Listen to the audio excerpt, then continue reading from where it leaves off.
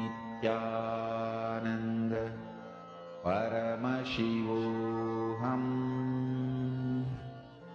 Om Nithyananda Paramashivoham Om Nithyananda Paramashivoham Om Nithyananda Paramashivoham Om Nithyananda Paramashivoham Om Nithyananda Paramashivoham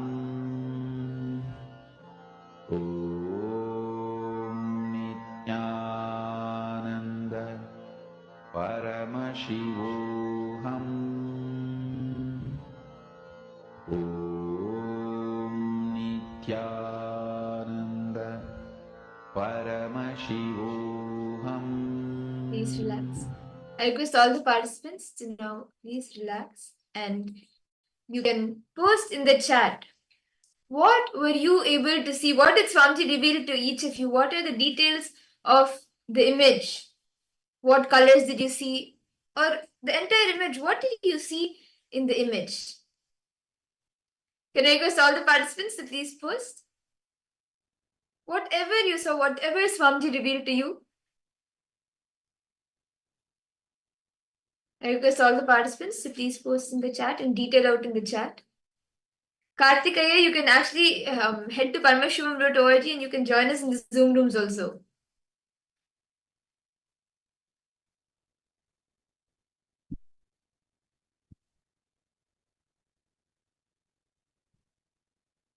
Ma Sharmain, Ma Agora Rupini, all of you can post. What did you see, Ma?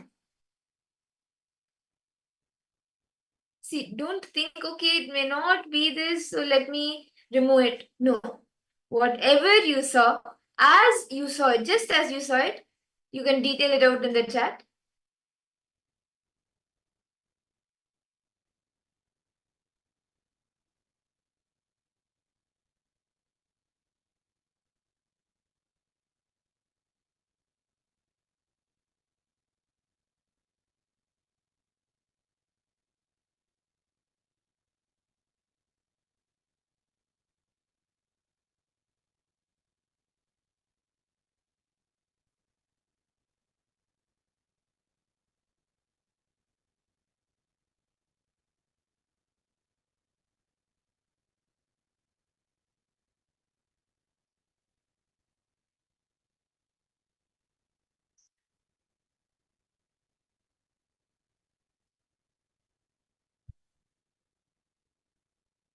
Yes.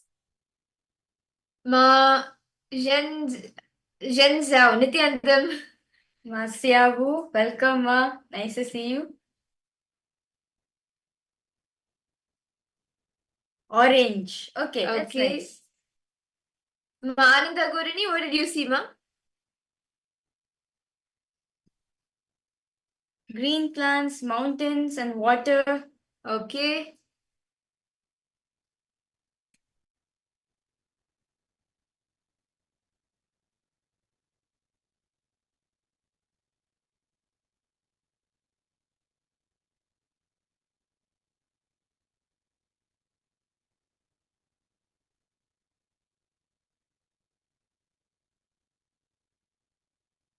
Okay, so shall we all see the answer now? What was the image that was being projected? Anyone else wants to share whatever you saw? What did Swamiji reveal to each of you?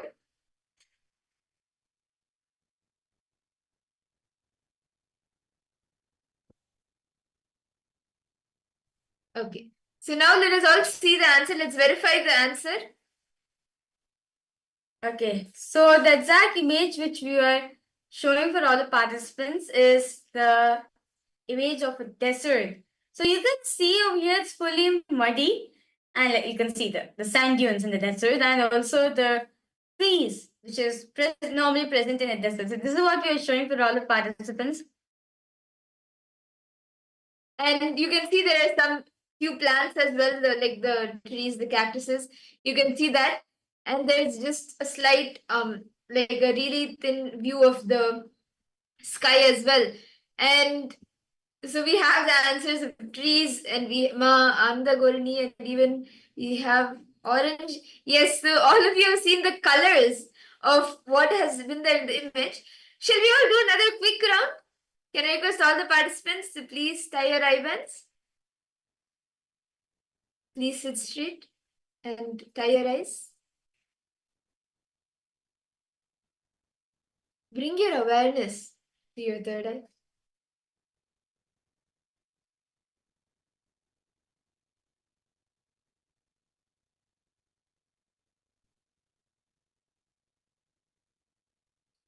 Chant the Mahavakya.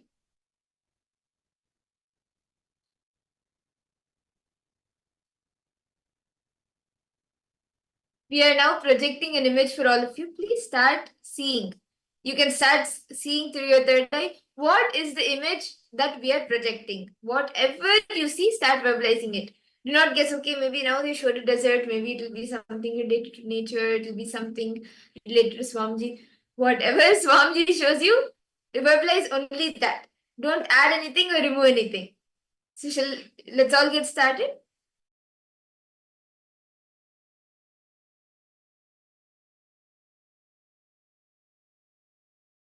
Ananda Paramashivoham Om Nithyananda Paramashivoham Om Nithyananda Paramashivoham Om Nithyananda Paramashivoham Om Nithyananda Paramashivoham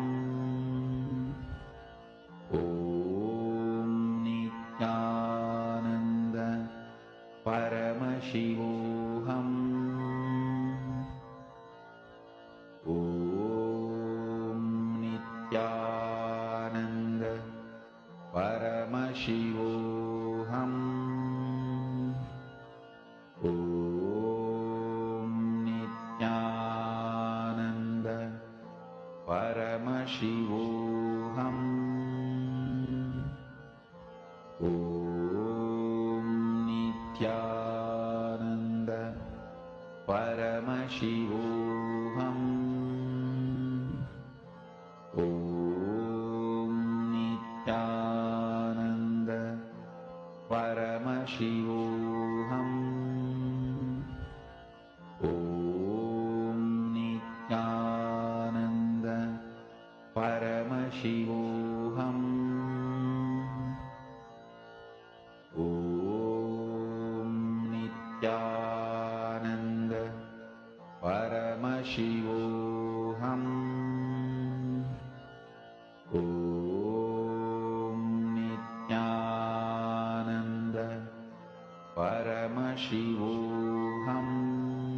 Om Nithyananda Paramashivoham Om Nithyananda Paramashivoham Om Nithyananda Paramashivoham Om Nithyananda Paramashivoham Om Nithyananda Paramashivoham Om Nithyananda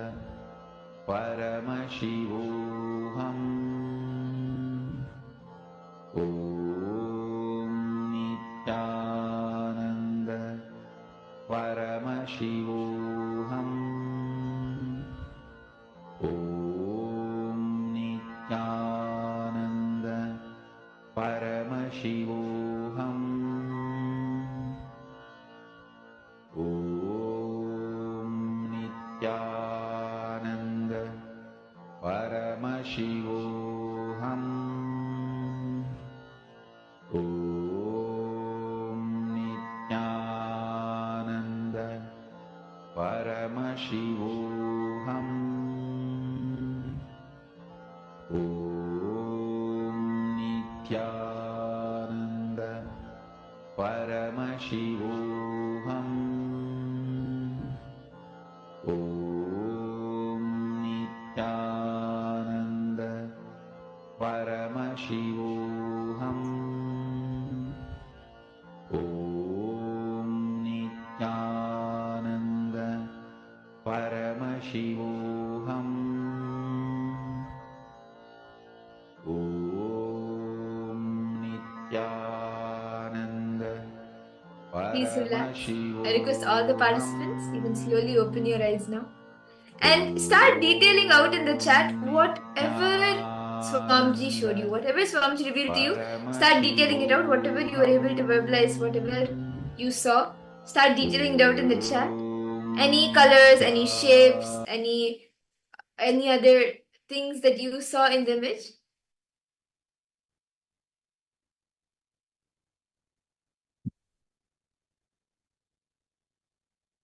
Ma Zhen Shao, Ma Ananda Agora Rupini.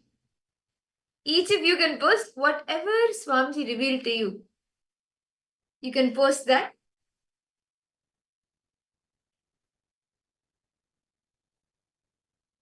Ma Zhen Shao. Yes, ma. I just read your message, ma Zhen Shao. In the next session, ma, we'll do a scan for you. Request it to be available, ma. We'll definitely do a scan for you. Okay, do not worry about it.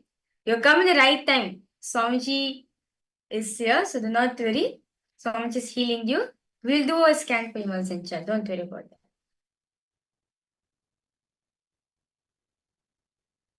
Okay. Ma Ananda Ghorini have posted.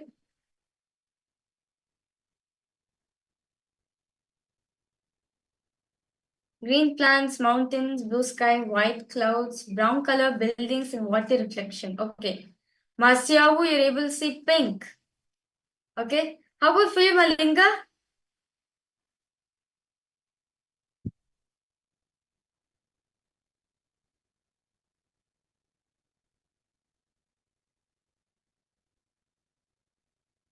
Okay, so shall we all verify the answer now?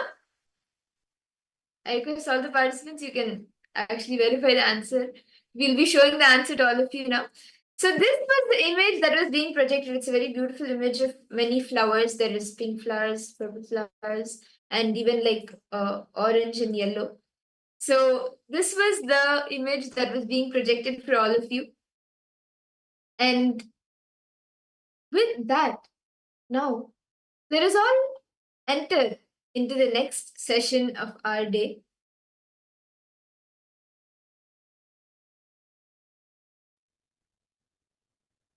Let's all enter into the next session of our day, where we will be understanding more about what the Mahasadashiva dimension of Paramashiva can give us, how we can benefit from these different dimensions of Mahasadashiva. So in this session, we are going to be learning about the 25 aspects of Bhagwan Mahasadashiva. So if you see the very form of Bhagwan Mahasadashiva, right, it has 25 heads, 50 hands, and 75 third eye. Very beautifully, Swamiji said, right, Mahasadashiva, Bhagwan Mahasadashiva symbolizes how to do the 5 actions of Paramashiva plus the 5 phases of Paramashiva. That's 5 into 5. The 25 dimensions of Bhagwan Mahasadashiva we're going to be understanding right now. So first session, we're going to be understanding the 5 phases and the 5 phases of Bhagwan Paramashiva. Let us now listen to this beautiful truth revealed by Swamiji himself.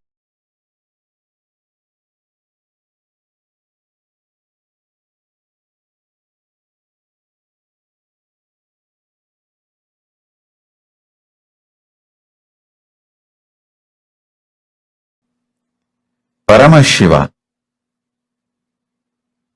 in his Mahasadashiva Murti manifestation,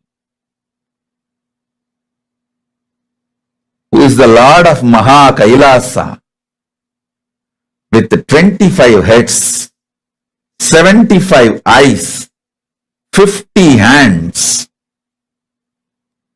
Sarva Mangala, Sarva Atsarya, Sarva Swatantra, Sarvanyatva, Ananta Kalyana Gunaswarupa, Tejomaya, Swayam Prakasa, in his form is alive.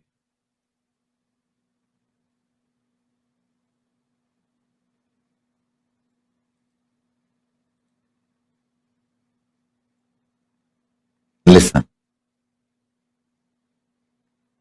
You are introduced by him about him now. He is introducing himself about himself to you right now. So, just sit and receive. Now, these 5 actions. Understand first this about these 5 actions. Srishti, manifestation. Sthiti, sustenance. Samhara, rejuvenation. Trobhava, getting out of delusion, pulling out of delusion. Anugraha, liberation. Manifestation, sustenance, rejuvenation, pulling out of delusion, enlightenment, liberation. These 5. Paramashiva does these 5 as Sadashiva with 5 faces. Satyojata, Vamadeva, Tatpurusha, Ahora, Ishana. Listen. Satyojata, Tatpurusha, Vamadeva, Ahora, Ishana. Let me repeat.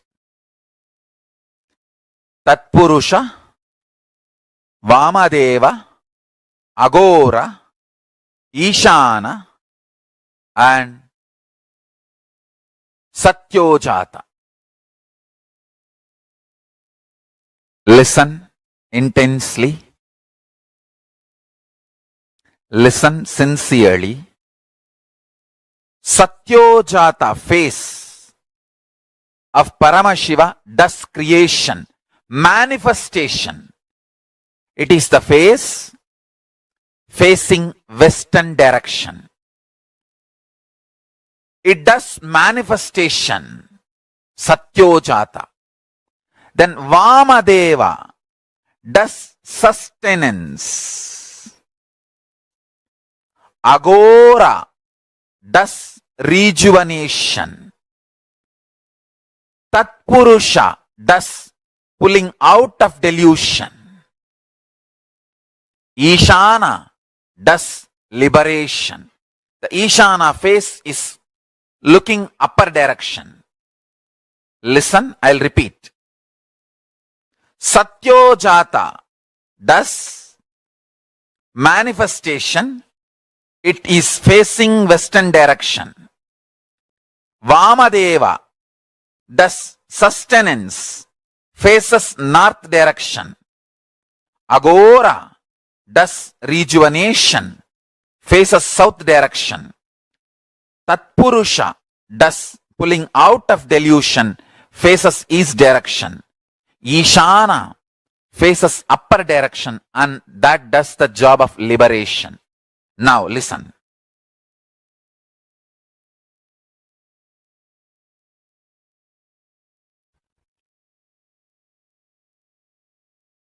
The Sadashiva, he exists doing this 5 Panchakritya.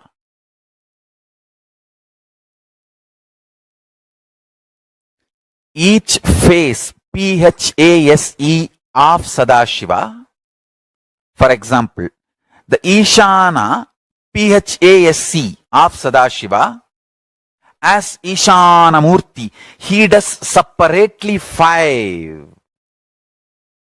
Tatpurusha Murti, he does separately 5 action. Agora Murti, he does separately 5 actions. Vamadeva Murti does separately 5 actions. Satyojata Murti does separately 5 actions.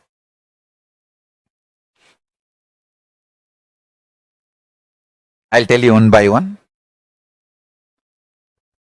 Sadashiva has 5 PHASES, paces, not faces alone, paces. Each pace has 5 phases. Listen, please listen.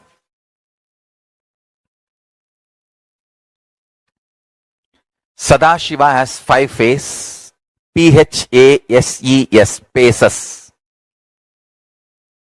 That 5 paces does creation, sustenance, rejuvenation, pulling out of delusion, and liberation. Now, each pace, for example, creation, manifestation pace, that is Satyojata. That creation pace has 5 phases. How you know? Manifesting manifestation, manifesting sustenance, manifesting rejuvenation, destruction, manifesting pulling out of delusion, manifesting liberation. How can liberation come into existence unless it is manifested? How can sustenance happen unless it is manifested? So, the manifestation PHASES, pace of Paramashiva, has 5 phases, FASCE. Manifestation pace of Sadashiva has 5 phases. So manifestation itself is 5 level. So that is 5 phase. Then sustenance is 5 level. That is 5 phase. Then rejuvenation is 5 level. That is 5 phase. Pulling out of delusion is 5 level. That is 5 phase. Liberation is 5 level. That is 5 phase. All these 5 into 5, 25 phases put together is Mahasadashiva. Understand?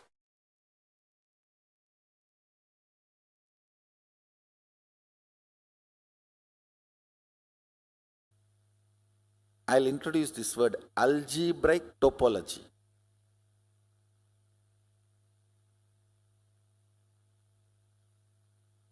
Mapping of microscopic logic and telescopic logic at the same time.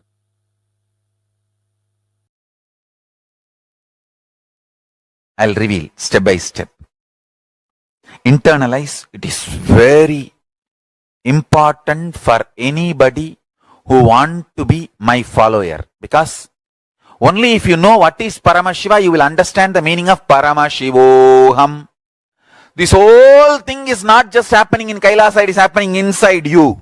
It is happening inside your brain now. It is happening inside you now. Paramashiva is sitting inside you now.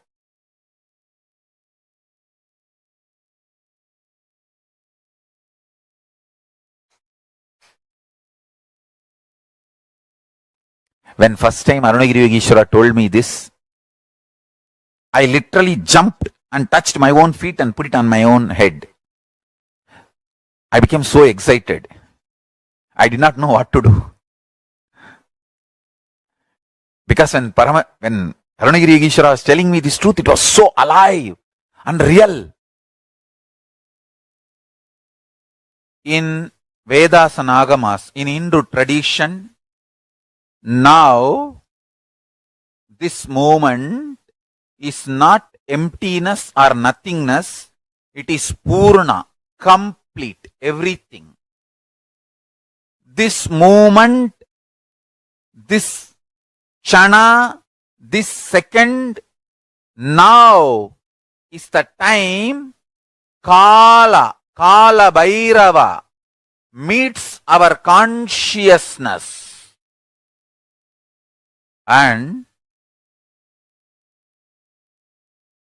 in this moment, universes come in, exists, dissolve, gets pulled out of delusion and gets liberated without chronological time gap, spontaneously, simultaneously. Meditate on it. Understand? Samhara is created, creation is destroyed. Sustenance is deluded, delusion is sustained. Liberation is deluded, delusion is liberated. Creation is destroyed, destruction is created, sustenance is destroyed, destruction is sustained.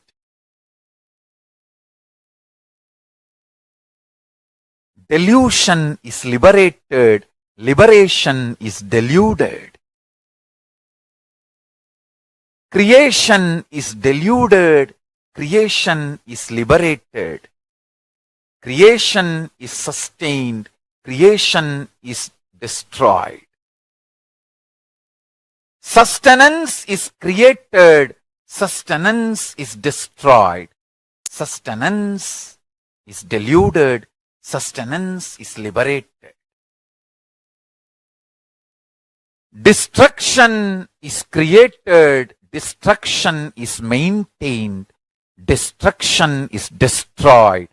Destruction is pulled out of delusion. Destruction is liberated. Delusion is created. Delusion is maintained. Delusion is destroyed. Delusion is pulled out of delusion. Delusion is liberated. Liberation is created. Liberation is sustained. Liberation is destroyed. Liberation is deluded. Liberation is pulled out of delusion. Liberation is liberated. Understand these 5 principles. Srishti, Sthiti, Samhara, Prabhava, Anugraha. Manifestation. Srishti, manifestation. Sthiti, sustenance. Samhara, rejuvenation. Prabhava, pulling out of delusion. Anugraha, liberation. Understand these 5 principles. I am reading out from Akashic records. So watch this satsang at least 5 times. Let these truths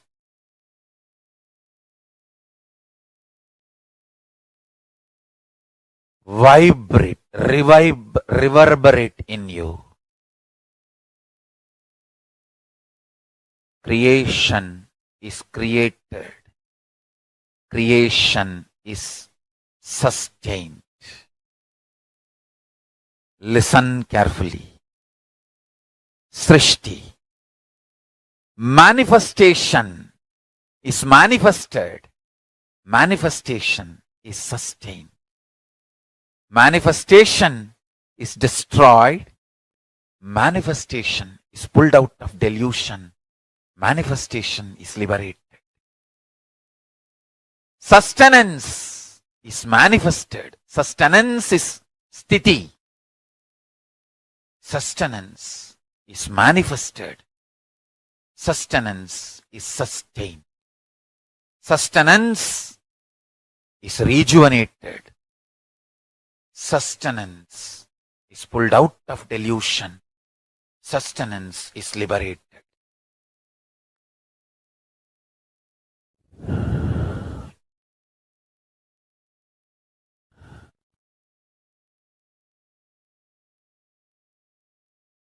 Samhara, rejuvenation is manifested. Rejuvenation is sustained. Rejuvenation is rejuvenated. Rejuvenation is pulled out of delusion. Rejuvenation is liberated. Delusion, trobhava, delusion. The delusion is manifested. The delusion is sustained. Delusion is destroyed. Delusion is pulled out of delusion. Delusion is liberated. Anugraha. Anugraha is manifested. Anugraha is sustained. Anugraha is rejuvenated. Anugraha is pulled out of delusion. Anugraha is liberated. Anugraha is liberation. Liberation is manifested. Liberation is maintained, sustained. Liberation is rejuvenated. Liberation is pulled out of delusion. Liberation is liberated. Understand these 5 principles of existence. Srishti, manifestation. Sthiti, maintenance. Samhara, rejuvenation. Delusion. Trobhava, pulling out of delusion. Anugraha, liberation. This 5 dimension of the universe merging with one another, crisscrossing with one another, permutation, combination of these 5 with one another makes 25 faces of Paramashiva. This 25 faces of Paramashiva is now happening simultaneously, spontaneously, without time gap. Do not be tired, do not be bored, do not be bored, do not be worried, do not be disturbed. Don't feel you are not able to grasp or understand. I am revealing the Akashic records as it is, manifesting the pure existence of Paramashiva.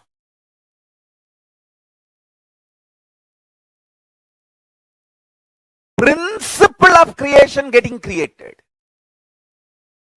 Creation energy getting created.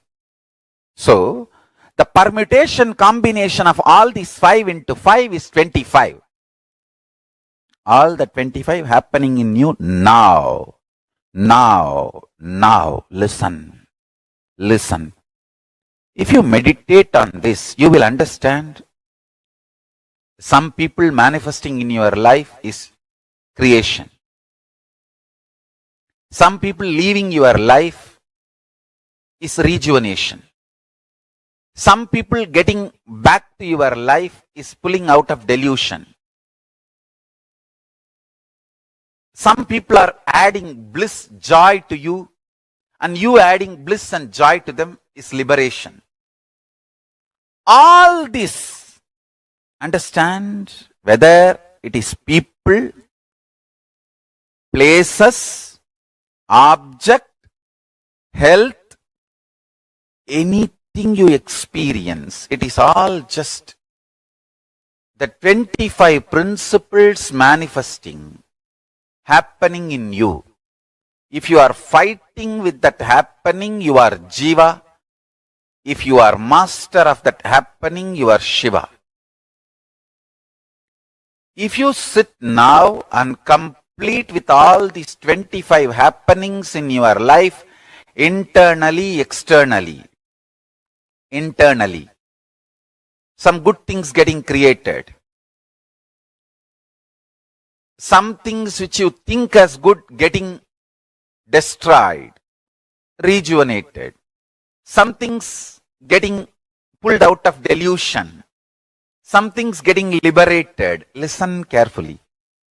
5 into 5, 25 happening now in you is the meaning of Om Nithyananda Paramashivoham. This is the meaning of Mahavagya. Understand? This is the powerful cognition of Mahavagya. What is the powerful cognition of Mahavagya? All the 25 happening now in you.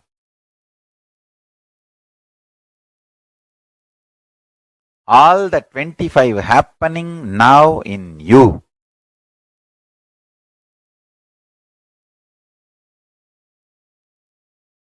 Satyojata Murti, Vamadeva Murti, Tatpurusha Murti, Aghora Murti, Ishana Murti.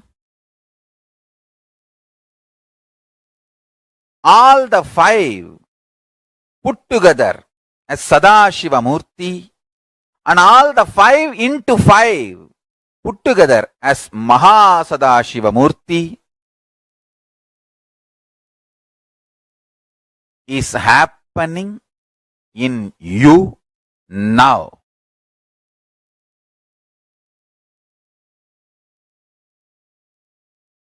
Understand?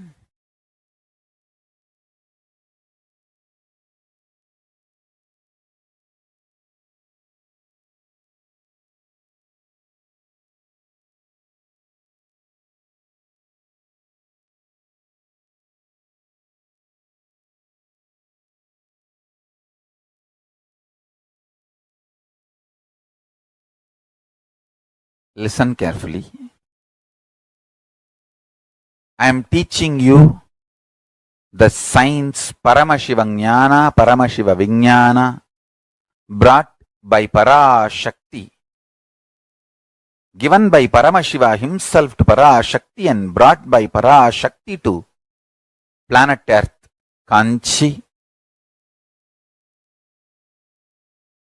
And she started spreading it from Tiruvannamalai to the whole world. Understand? Few things you need to really understand.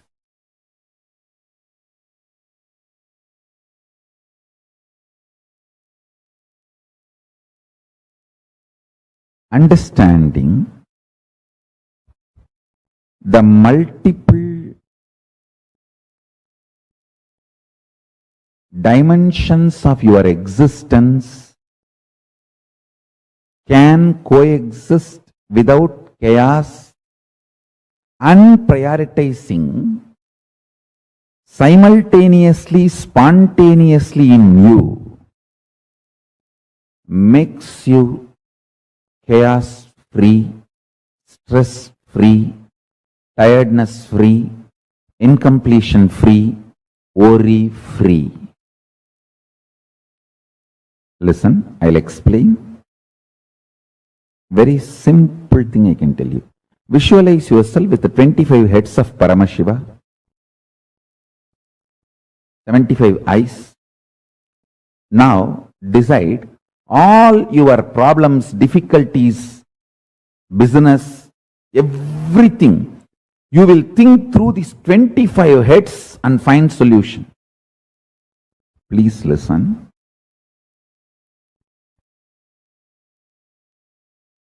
These visualizations like 25 heads of Paramashiva, 75 eyes of Paramashiva, 50 hands of Paramashiva, all this expands your conscious elasticity. Something's getting liberated. Listen carefully. Everything happening in you is auspicious. If you understand that, you are Shiva. Inside you, outside you, everything happening is auspicious. I tell you, once you are initiated,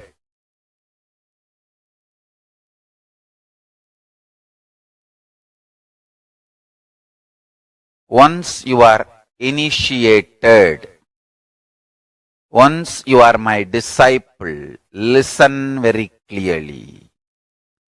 Even if you think in your life things are falling apart, they are falling in proper place. Understand?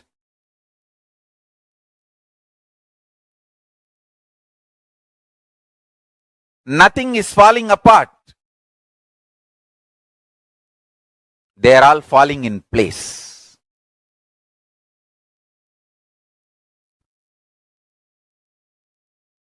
Once you are initiated, you are integrated to Guru, Linga, Sangha.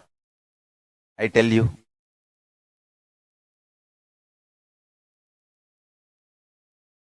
nothing falls apart. You may, even if you think things are falling apart in your life, they all fall in place. Understand that.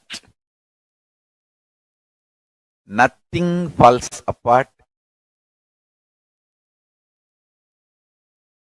Everything happening is auspicious. Everything is falling in place for the higher purpose. I tell you. Once you sit with that clarity, you are Shiva. If you are able to come to that clarity in your life, you are master of your life. You are Ishvara. I tell you, whoever is constantly in firefighting mode internally lives as Jiva. Whoever lives in ferocious mode internally lives as Shiva.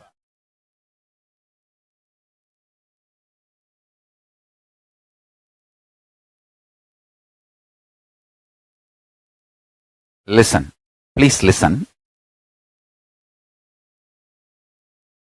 Whatever is happening is auspicious. Things are not falling apart in your life, they are falling in place in your life for your higher purpose. Listen carefully. This 5 action, like creation, sustenance, rejuvenation, pulling out of delusion, liberation. These 5 principles means like creation of the universe is creation. The permutation combination of this 5 into 5, 25, is happening constantly in you. So understand the truth.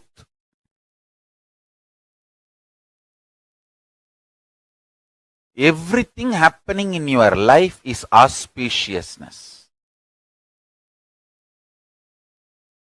With this one truth, one powerful cognition, if you sit and bring this clarity, completion, joy, restful awareness, this one principle in your life alive, then you are free from death. You are free from death.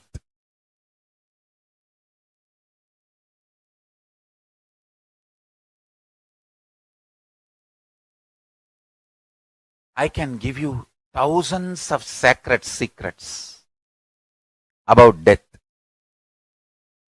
Just catch this one truth. Everything happening in you is this 25 activities happening in your life internally, externally.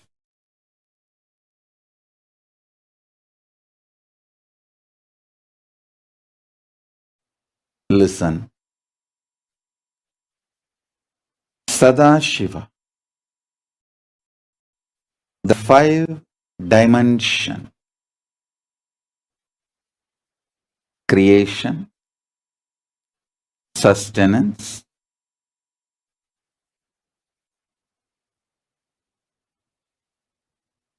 rejuvenation, delusion, liberation. This 5 becomes 25. Mahasadashiva. Sadashiva becomes Mahasadashiva. Listen. Listen intensely. Only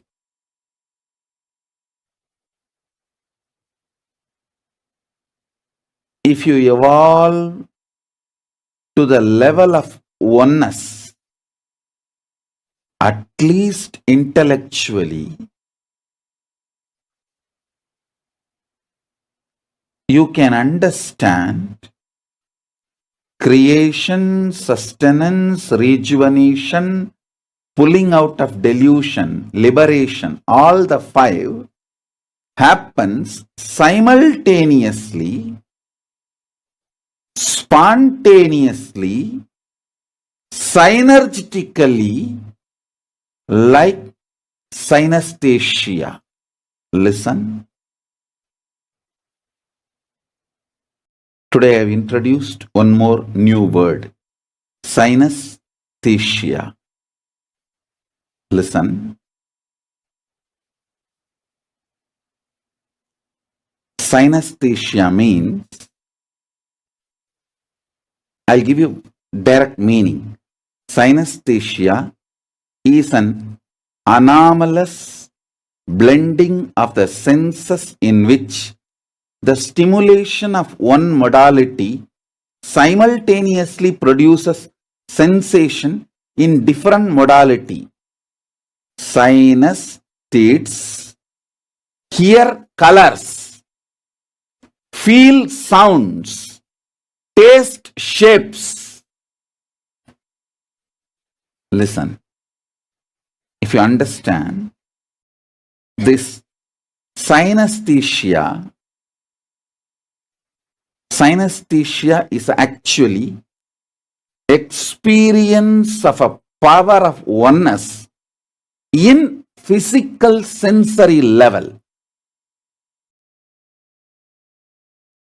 It is an anomalous blending of the senses in which the stimulation of one modality simultaneously reproduces sensation in a different modality. Synesthetes hear colors, feel sound, taste shapes. Synesthetes, people who have the synesthesia capability, they actually, when they see the colors, they hear the colors in the ears. When there is a sound, they feel it in their skin. When they see the shapes, they taste it in their tongue. The tongue can taste the shapes they see. So it's like a one sense material, object, they can taste it in all five. It's a kind of a power. Listen. Same way, these five, creation, sustenance, rejuvenation, delusion, liberation, these five, you can taste liberation in creation, delusion in creation, sustenance in creation, rejuvenation in creation. You can taste creation in liberation, rejuvenation in liberation, delusion in liberation. You can taste delusion in creation, rejuvenation in sustenance.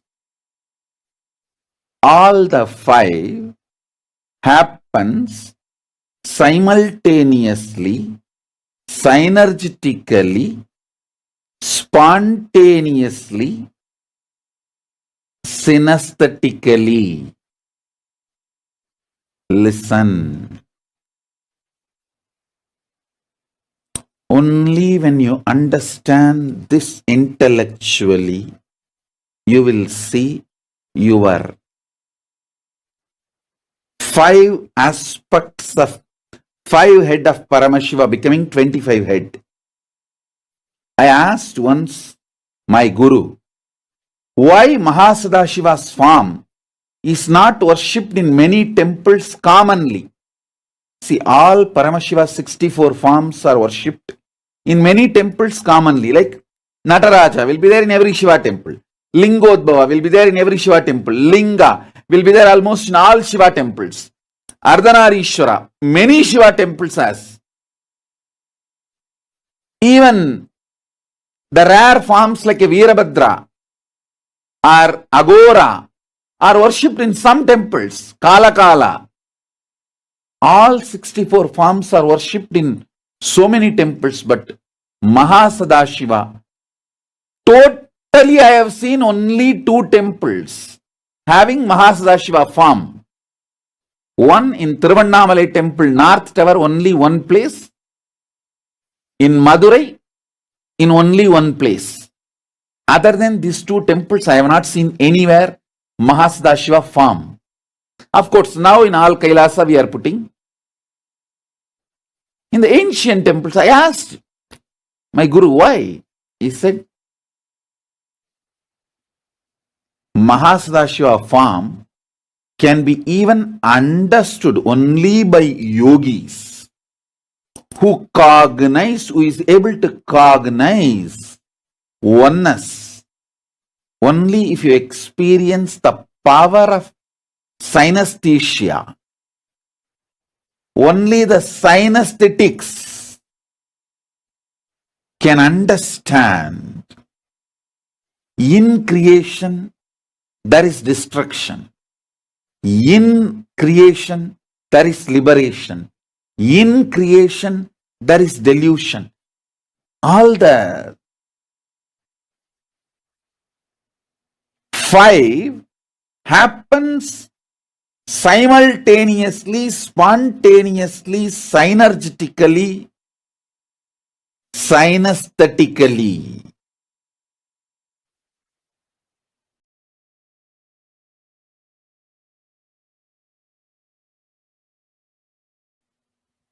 Even intellectually, if you sit and contemplate, you will understand the 25 heads of Paramashiva. Creation, sustenance, rejuvenation, delusion, liberation are not 5 separate acts. It is 5 different dimensions of Paramashiva happening spontaneously, simultaneously, synergetically, synesthetically.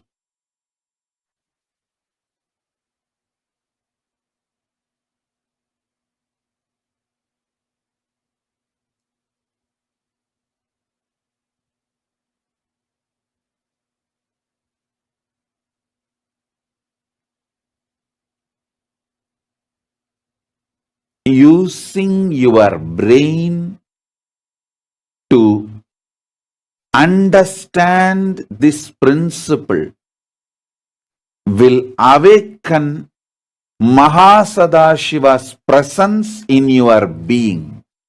Listen, you can use the capacity of your brain's capacity to think to reach Paramashiva.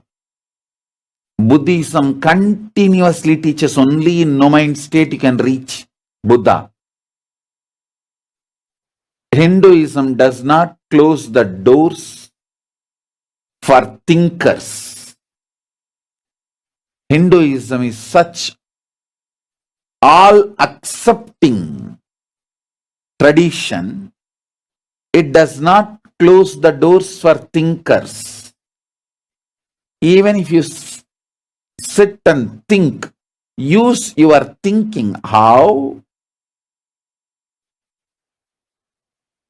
All the 5 action, creation, sustenance, rejuvenation, delusion, liberation, can happen simultaneously, spontaneously, synergetically, synesthetically. Just even if you sit and start contemplating, your brain's capacity will increase. It will start cognizing Mahasadashiva's qualities. Listen, when you meditate on his qualities and request his being to land inside you, he just manifests. Actually, he is inside you. When you meditate on his qualities, when you try to understand, your thinking will surrender to his vastness and greatness. You will realize he is more than all these put together. Then he simply manifests himself in you. Now,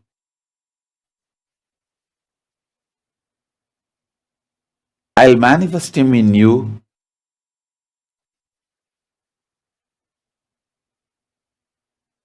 Just you understand, try to think what I am saying.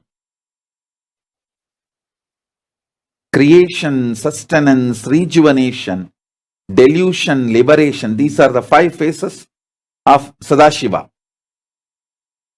All these 5 happens spontaneously, simultaneously, synergetically, synesthetically.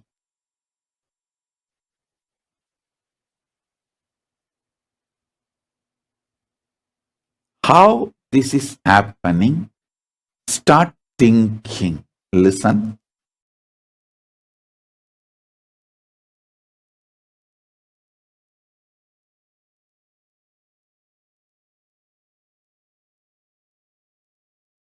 When Arunagiri Yogeshwara asked me to start teaching, initiating, I asked him, bless me that whoever I initiate will receive the experience. He gave me the blessing and power. Whoever I initiate, they will experience Paramadvaita. Listen. With that authority and power of his blessing and initiation, he initiated me to initiate you all. With that, I initiate you all. Sit. Now I'll give you Sadashiva happening. The 5 dimensions of Sadashiva: creation, sustenance, rejuvenation, delusion, liberation, all the 5 happening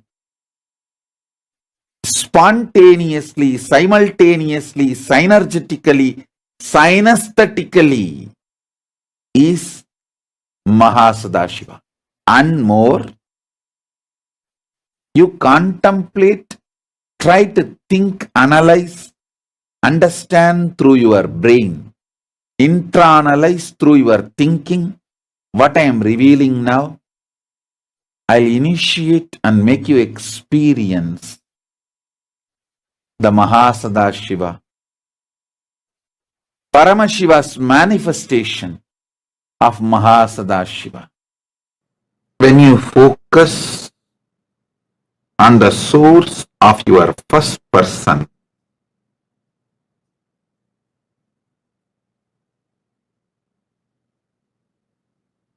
deeply, first you will get a glimpse that source of your first person is not only the perceiver, he is the creator. Listen, when you start looking deep to the source of your first person, in the initial level you will feel who is perceiving everything as you. But if you look into the source of that first person, you will realize the creator is only manifesting in you as the perceiver. Paramashiva, who is the creator, is manifesting in you as the individual perceiver.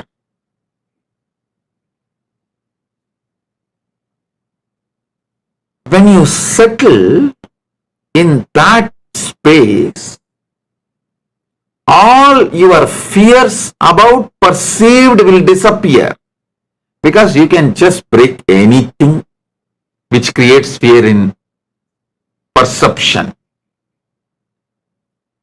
If you perceive anything as frightening, fearful, you can finish it off. You can clear it, because you are the creator. Same way, you will not be greedy or attached to anything, because anything you enjoy, you can go on keeping it forever. So you will feel bored about, what is there to keep it forever and enjoy? After all, I am the creator. Knowing the perceiver is creator liberates you from fear and greed. Liberates you from all types of fear, including death fear. Liberates you from all types of greed, including attachment to life. Listen to this one great truth. Meditate on this one great truth. Experience this one great truth.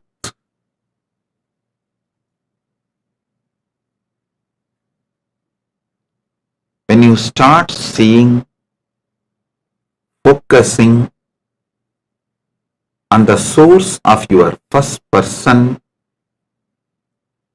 slowly you will see that you are the perceiver of everything. Then you will see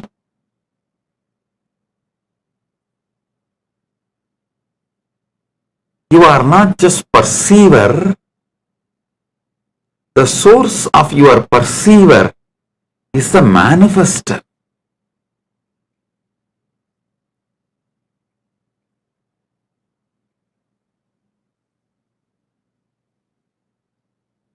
Being in that state, your fear, greed, all patterns related to this world which is seen will disappear.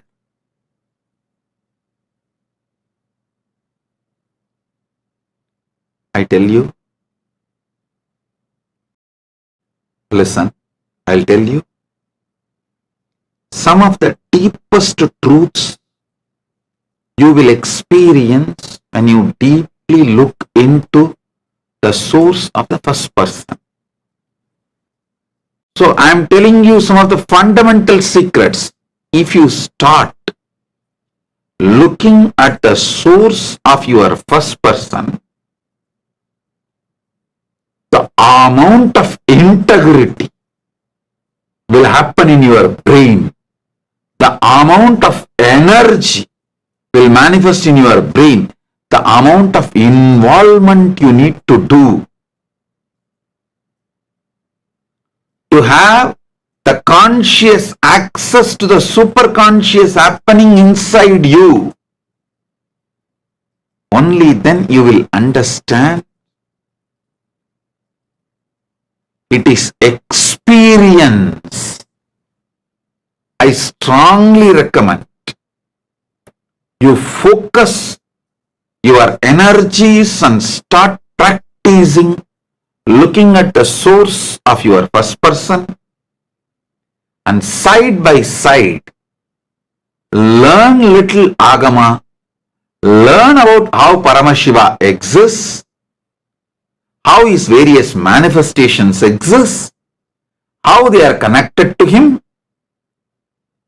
Then you will see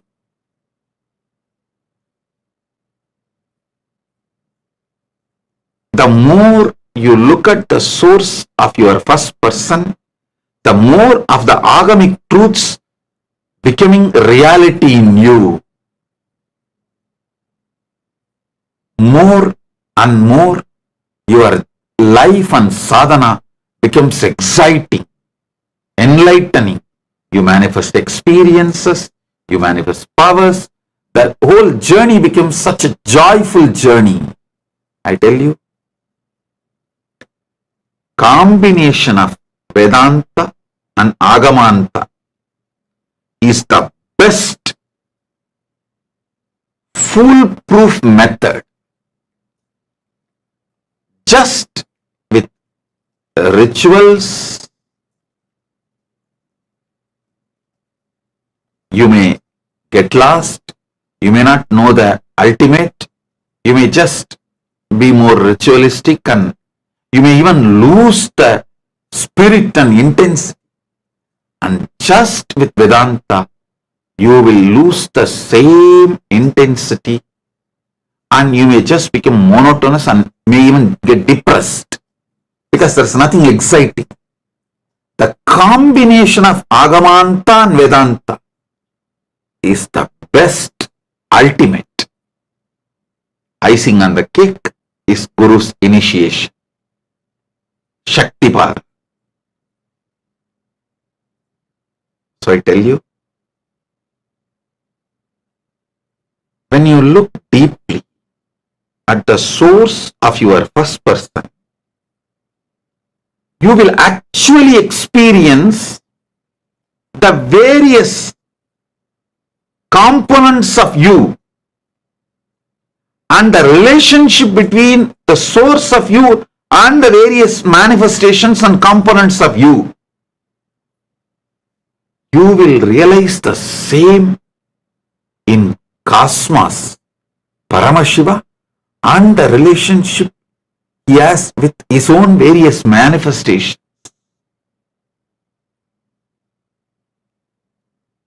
Vedanta is best to realize what is happening in Pindanda. Agamanta is best to realize what is happening in Brahmanda. Vedanta is best to realize the ultimate in Pindanda. Agamanta is best to realize what is happening in Brahmanda.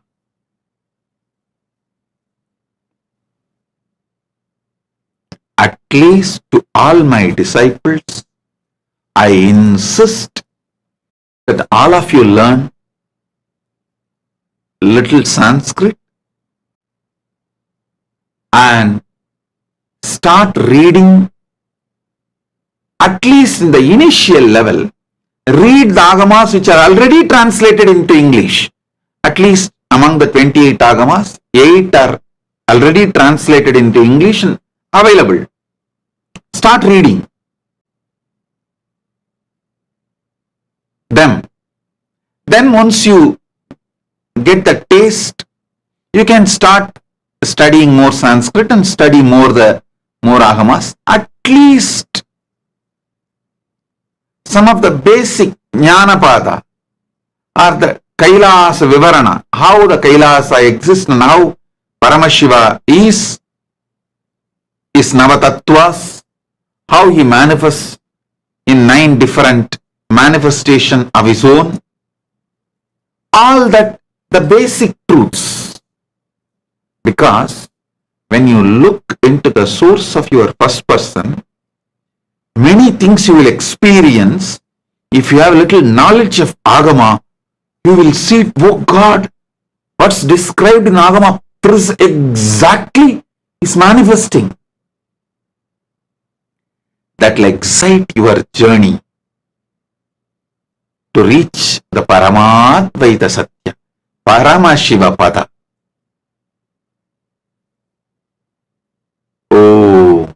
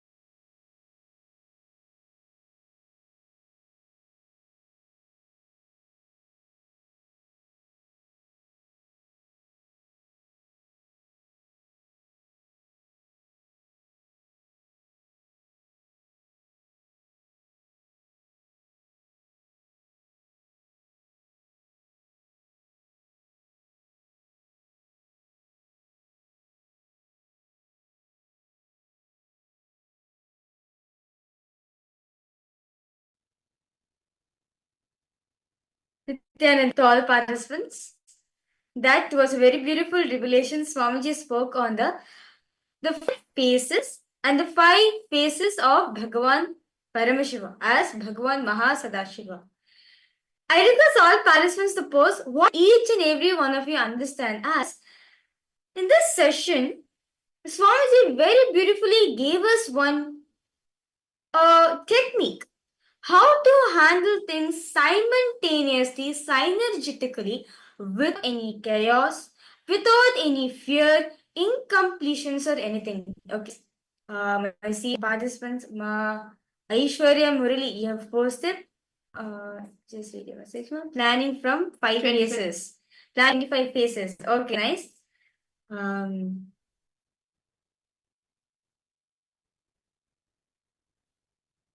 So, see this 25, okay, Ma Gabriel, Nithyanandam, Ma Siyavu, Ma Vamadevi, Ma Saxena, Nithyananda Ma Shobana, nice to see you. Ma Kaili Va. Okay, see, in this session, right, the 25 phases of Bhagavan Mahasadashiva. Actually, very beautifully, how, see, if you see just the form of Bhagavan Mahasadashiva, right, he has 25 heads, 50 hands, 75 throat. How such a big form? How is it that he's able to carry this? Like one head is not carry, but how is he able to carry the 25 heads? See, Swamiji very beautifully. If you just understand Bhagavan Mahasadashiva, you'll understand how to make things happen simultaneously, synergetically, without any conflict. See, each phase of Mahasadashiva performs each of the 5 phases.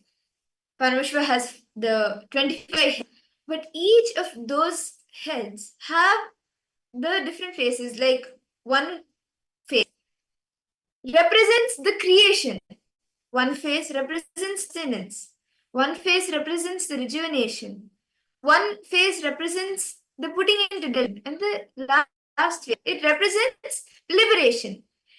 Each of these 5, within these 5, perform 5 actions, like the creation, the sustenance. So the creation aspect has the creation phase as well. The sustenance has creation, the sustenance has sustenance, the sustenance has rejuvenation. Just like this is Mahasadashiva manifests 25 phases. And just how he manifests all of these 25 phases simultaneously, spontaneously, and synergetically, each of these phases, each of 25 dimensions are happening even in you. Even we are performing this. When you meet somebody, he said, when you make a friend, when you create a friend, that is the creation. Then when sustaining the relationship, sustaining that friendship, it is sustenance.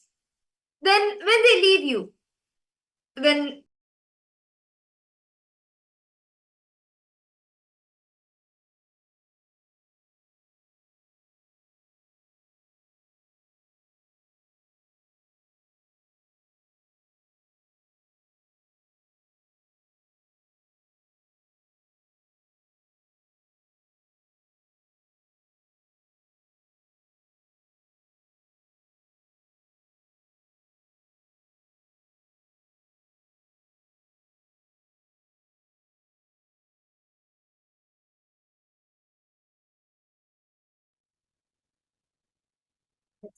and the participants come to technical glitch. I hope all the participants or all of you are able to hear us now. Is it clear for all of you?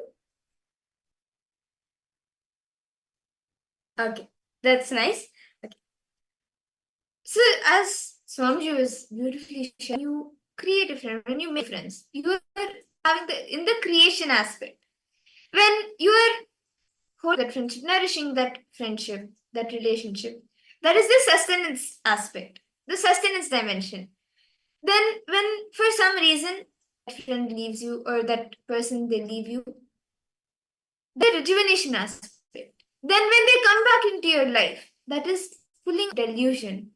And when you both enrich each other, when you enrich them, they enrich you, that is to experience the ultimate joy in your life, to give that sense of joy, bliss. That is the creation aspect. Okay, Maheshwari, of course. I heard this many times but never understood. Finally, after so many repetitions, suddenly today it clicked with me.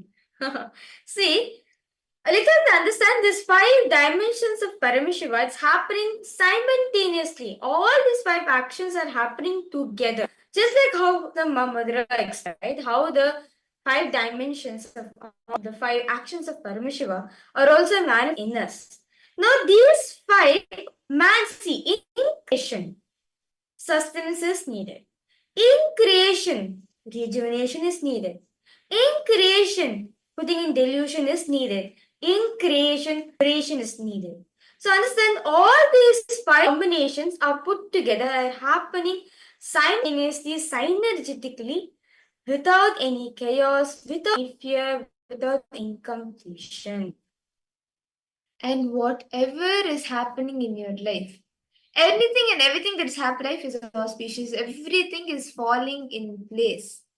Whatever happens, whether something is being created, whether something is sustained, rejuvenated, or you're being put in delusion, or you're being liberated, everything is auspicious. Now, can I request all the participants to take a few minutes to sit and contemplate on these 25 heads of Paramashiva, the 5 faces of Paramashiva, the creation, the sustenance, the rejection, the delusion, and the putting into illusion, and liberation. See, these are separate and 5 different dimensions. But meditation combination these create the 25 phases of Paramashiva that are happening in him spontaneously, and synergetically, and happening in us also. So, can I request all the participants to take a few minutes and meditate on this form? Internalize, just look into this form of.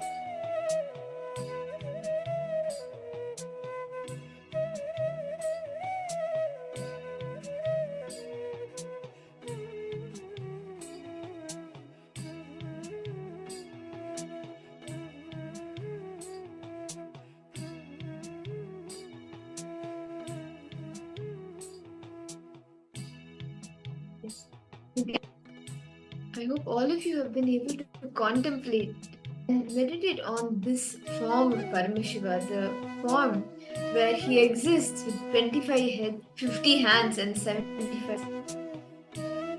Now, can I request participants to prepare a table? We will be projecting the table for all of you. You can prepare a table and complete the columns example for each dimension. See, we have 25 dimensions, right? We have the creation, the sustenance, the rejuvenation, the putting into vision, and the liberation, which is the Shrishti, Samhara, Tirabhanugraha. Now, each of these 5, when put together with the 5, means creation and sustenance, then creation and rejuvenation, creation and putting into delusion, creation and liberation, and the same way for each of the 5 for the ending 5. Each of these are the 25 dimensions and 5 faces of Paramashiva. So we request each of you to write down a table examples for each of these faces. Can I request all the participants to take a few minutes to make a table and write down from your life the examples you are able to map for each of these dimensions, where you are creating and also sustaining, where you may be creating but also you are rejuvenating, or you may be rejuvenating but at the same time creating, or you may be putting yourself into delusion but still you may be sustaining something. So for each dimensions, please take a few minutes to down examples from your own life. See, just by doing this beautiful exercise, right, all of us can understand how the 5 actions, the permutation related to 5 phases and the phases are that happening in our own self. So this is only for understanding the dimensions of one Mahasadashiva that is also manifesting in you. So let's all participate. So each of the things, right? Each action, write down. Like how does it in your own life? So you can do it in this beautiful table format which I'm going to give for all of you. For each of the actions, right? Write an example so you can understand it. Take a few minutes to do this.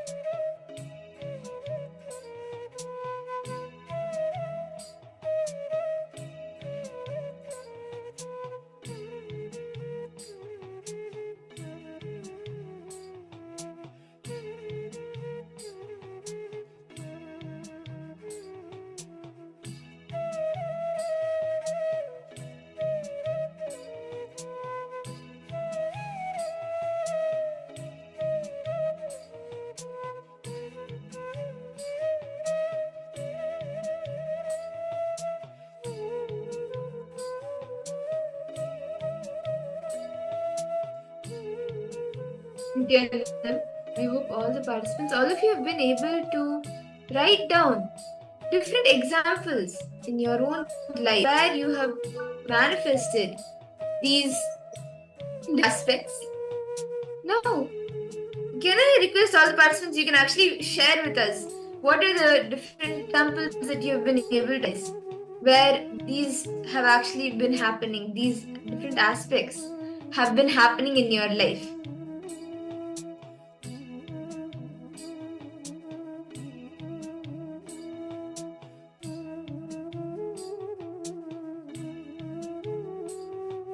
Ma Linga, Ma Vamadevi, Ma Wang, me, Ma Siyawu, Ma Kylie Wong, Ma Gabriel Harris, Nithyanandam. Yes, so Ma Aishwarya Murali, you can fill the different for each of these 20 aspects, these 25 phases, where you are doing creation and also you're assessing creation, or you're doing creation and you're assessing something. All of these 25 phases, where do you see actually, like you can write examples from your own life where you see all of this happening and manifesting in your life. Because Paramashiva manifests his 25 phases, and all of these 25 actions are happening in us also. The 5 actions, the Shrishti, Sthiti, Samhara, Tirubhava, and Anubhava, happen both in the macrocosm and in the microcosm. It happens even in us. So where exactly in your life do you see that all of these dimensions are actually happening?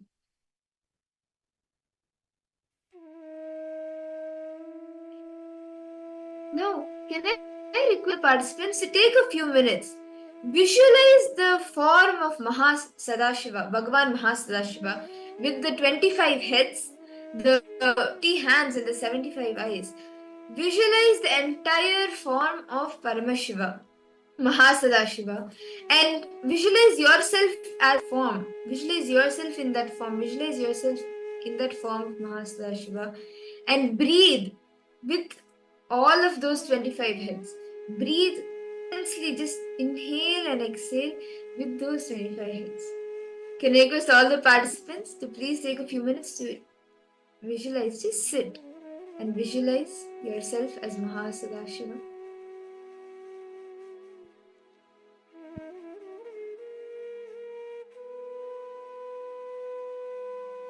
Please sit straight, close your eyes.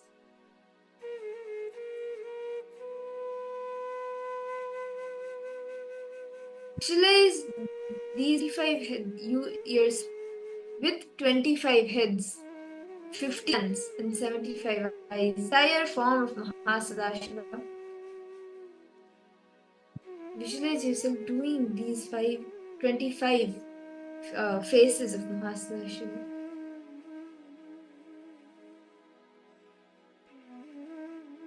Sit straight. Intensely visualize it.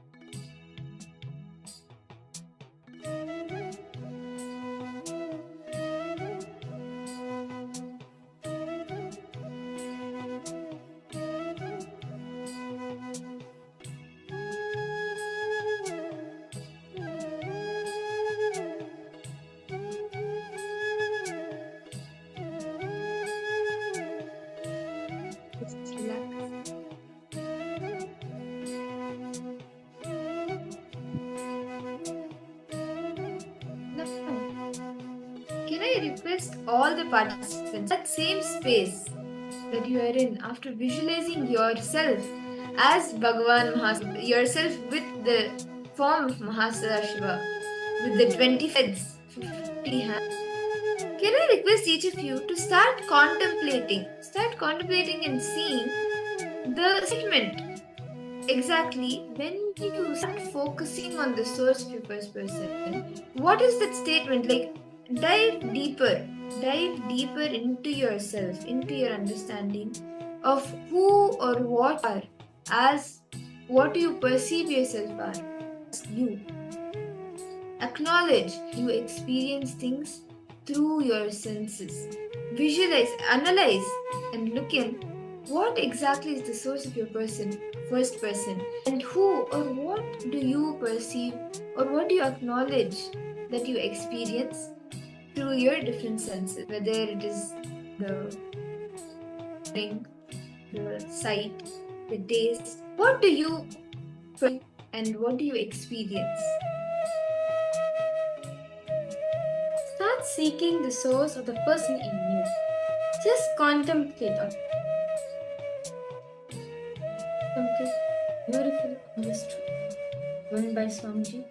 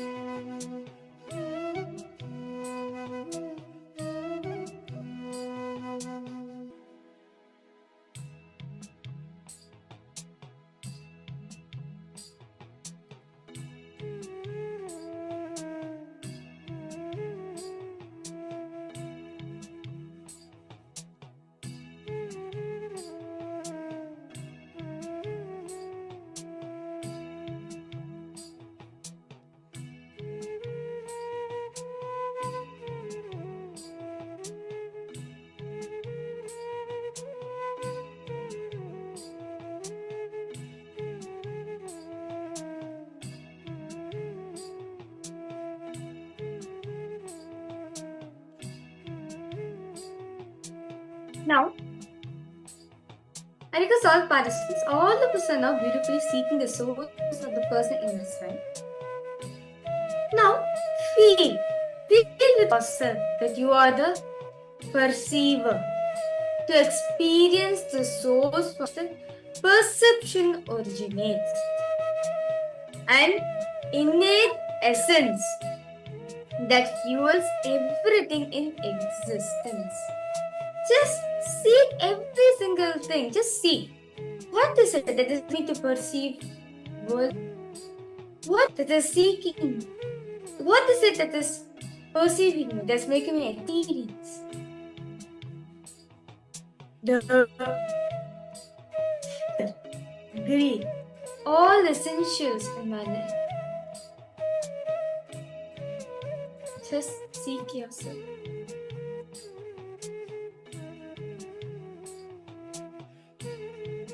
If any of you have questions or if you're stuck anywhere, please feel free to post that.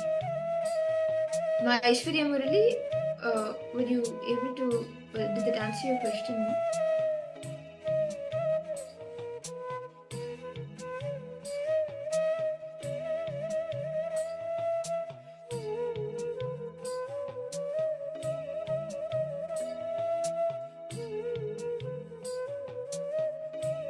Guru Rupani, Aishwarya, Siyabu. Just sit and then see and seek the source of the first person.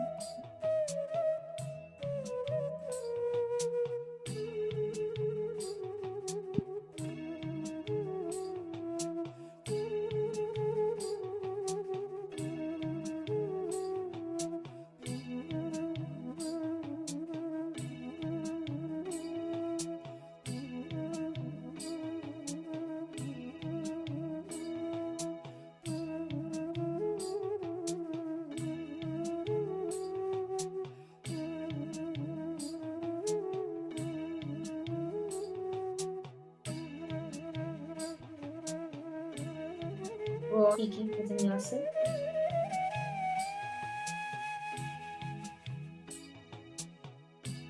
Just seek the source of the first person in you. What is it that is making you to experience the perception? What is it making you to experience? Which is the source for all the perception which is originating in.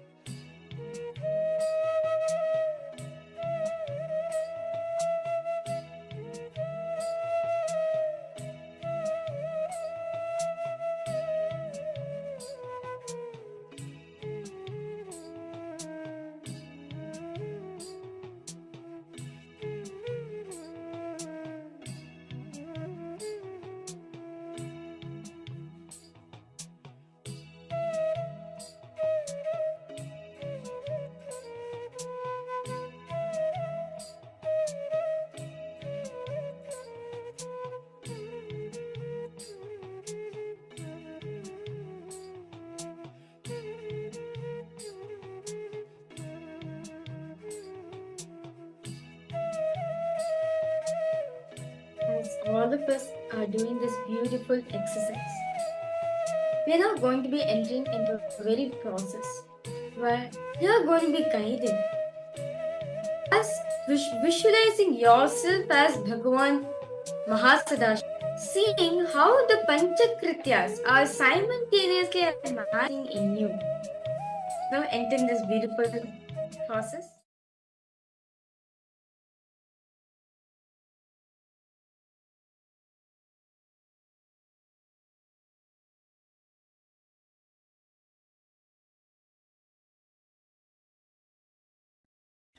Declare your integrity to Paramashiva. Request Paramashiva. Avanarulale avandal vanangi. Only with His grace you can even bow down to Him. Ask Him to give you the grace to bow down to Him, connect with Him and have devotion and manifest Him.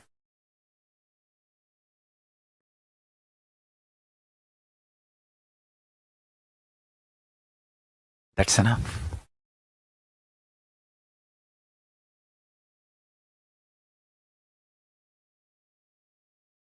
That's enough.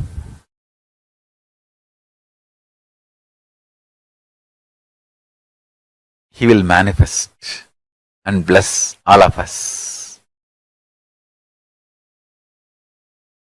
So now, sit straight. Let's dissolve into Paramashiva. Let Paramashiva manifest now in all of us. Sit straight with the original verses, original words of Paramashiva. Understand, Paramashiva himself uttered these words in Agama to describe himself. I am going to utter the original words of Paramashiva and invoke him in all of us. He is going to manifest now.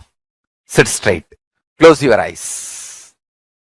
Om Satyo Jatam Prabhatyami Satyo Jataya Vai Namo Namaha Bhave Bhave Nati Bhave Bhavasvamam Bhavodbhavaya Namaha Vamadevaya Namo Jyeshtaya Namah Sreshtaya Namo Rudraya Namah Kalaya Namah Kalavigaranaya Namo Balavigaranaya Namo Balaya Namo Balapramadhanaya Namah Sarvabhuta-damanaya Namo Manonmanaya Namaha Akorebhyo takorebhyo gora gora darebhyaha Sarvebhyo sarva sarvebhyo namaste Astru rudra rubebhyaha Tatpurushaya vitmahe mahadevaya dhimahi Tanno rudra prachodayat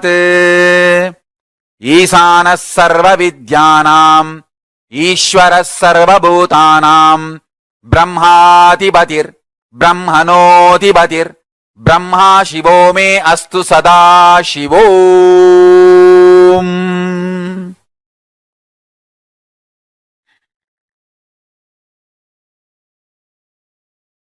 Meditate on Paramashiva with 25 heads.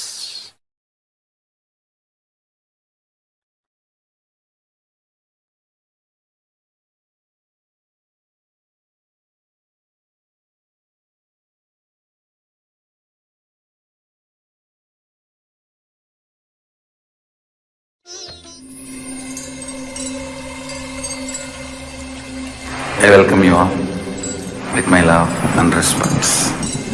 Let you all open all your three eyes. Om Nithyananda Paramashivoham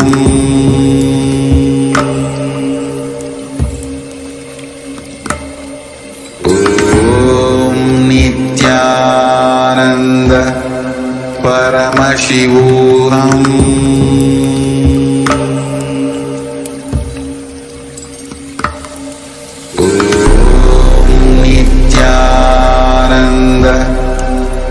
Paramashivoham